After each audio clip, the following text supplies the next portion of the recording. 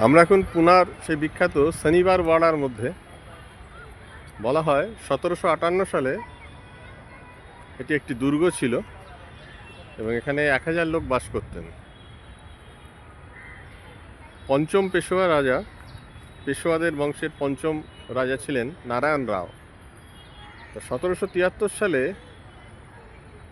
তার কাকা রঘুনাথ রাও এবং কাকিমা আনন্দীবেনের পরামর্শে একটি পূর্ণিমার রাত্রে গার্ডদের দ্বারা, অর্থাৎ এই দুর্গের রক্ষীদের দ্বারা নারায়ণ রায়কে হত্যা করা হয় এই শনিবার ওয়াড়ার মধ্যে। 1773 সাল, মানে বুঝতেই পাচ্ছেন প্রায় 250 বছর আগের ঘটনা।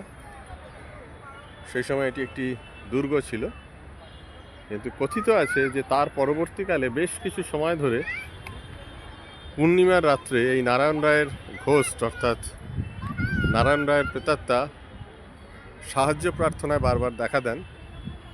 এই ধরনের একটা বিশ্বাস চালু আছে এই শনিবার ওয়াড়ার ক্ষেত্রে। তিনি যেদিন রক্ষী দ্বারা মারা যান, তাকে যখন হত্যা করা হয় তার কাকা এবং কাকিমার পরামর্শে রাজত্বের লোভে, সেদিন ছিল শনিবার এবং ফুল মুন লাইট, পূর্ণিমা। তাই প্রতি পূর্ণিমার রাতে বলা হয় যে রঘুনাথ রাওয়ের ঘোস্ট দেখা দেন এবং সাহায্য প্রার্থনা করেন সবার কাছে তার জীবনের বেঁচে থাকার উদ্দেশ্যে। এই ধরনের একটা মিথ চালু আছে এই শনিবার ওয়াড়ার প্রতি।